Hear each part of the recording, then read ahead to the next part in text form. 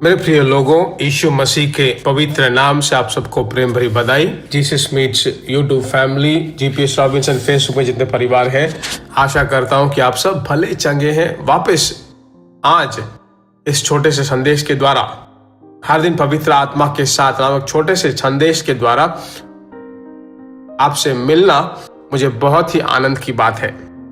अक्सर मैं कहता हूं ना, क्या आप मुझसे प्रार्थना करते हो? क्या आप मेरे लिए प्रार्थना करते हो? परमेश्वर की स्तुति हो। सिर्फ एक ही बात, भाई के लिए, जीसस मीट्स मिनिस्ट्री के लिए प्रार्थना करते हैं, हे पिता उनको संभालो। हम भी आपके लिए जरूर लगातार प्रार्थना करते हैं। ठीक है, आज परमेश्वर हमसे क्या बात करना चाहता है? पहले कुरिन्थियों की पत्री 14वां अध्याय और 4वां वचन। जो अन्य भाषा में बातें करता है वह अपनी ही उन्नति करता है।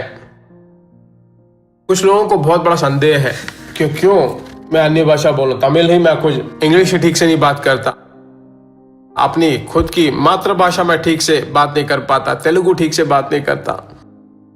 मेरे प्रिय लोगों, एक बात आप समझ जाइए, अन्य भाषा का जो वरदान है, अगर परमेश्वर आपको दिया है तो उसकी मुख्यता बाइबल कैसे बताती है उसे हमें जानकर उसका पालन करना चाहिए। तो यहां पर क्या कहा गया है? पहले कुरिन्थियों की पत्री 14वां अध्याय 4वें वचन में, अन्य भाषा को अगर मैं बोलूं तो मेरे अंदर एक तरह की उन्नति होती है, भक्ति में उन्नति होती है। तो अक्सर मैं ऐसा कहता हूं, पहला कदम भक्ति, बाइबल लो, कलीसिया में जाओ। दूसरा, भक्ति में उन्नति। आराधना खत्म होने के बाद भागकर वापिस ना आकर पास्टर से बात करिए कि सेवकाई कैसे चल रही है, बाइबल स्टडी कब है, पूछताछ कीजिए, वो भक्ति की उन्नति है। तीसरी बात है भक्ति में वैराग्य। प्रभु यीशु के लिए मैं जीऊं, यीशु के लिए मरने के लिए तक मैं तैयार हूं। परमेश्वर के लोगों, एक वचन मैं आपके लिए पढ़ना चाहता हूं। प्रेरितों के काम 17वां अध्याय के 16वें वचन में हम देखते हैं, पौलुस ने जब उस नगर को देखा तो एथेंस में उनकी बाट जो रहा था, तो नगर में मूर्तों को देखकर उसका जी जल गया। देखिए, उसमें एक तरह की भक्ति, वैराग्य, आत्मा में एक तरह का वैराग्य उसके अंदर आने लगा। अभिषेक में भर भर कर अन्य भाषाएं बोल बोल कर जब प्रार्थना करने लगता है तो आत्मा में एक तरह का वैराग्य आता है।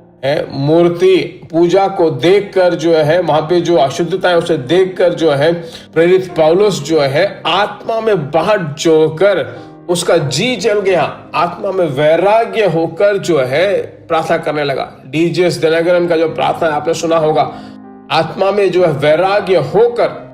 आपने कुछ लोगों को ऐसे देखा, आपने खुद ने भी जो है ऐसे प्रार्थना किया होगा। परमेश्वर की आत्मा के द्वारा दिया गया अभिषेक है। तो अगर यह अनुभव, यह अभिषेक अगर आपके अंदर है तो आज से प्रार्थना कीजिए।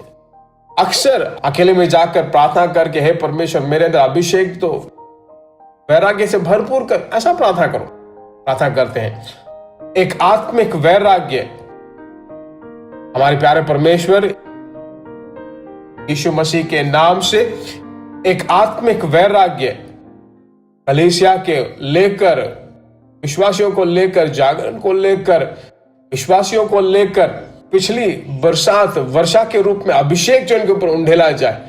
हे पिता, पूरे जीवन में और आत्माओं को परमेश्वर के राज्य के लिए लेकर आने के लिए मेरी सहायता कर।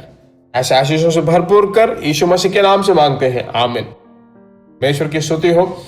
दूसरों को जरूर शेयर करें।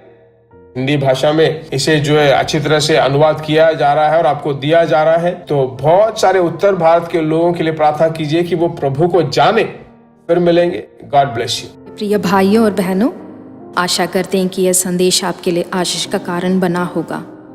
और ऐसे संदेशों को सुनकर आशीष पाने के लिए जीसस मीट्स मिनिस्ट्री नामक हमारे यूट्यूब चैनल को सब्सक्राइब करें और प्रार्थनाओं और सलाह के लिए हमें संपर्क करें। हमारा फ़ोन नंबर 9841252836 और 7299546363।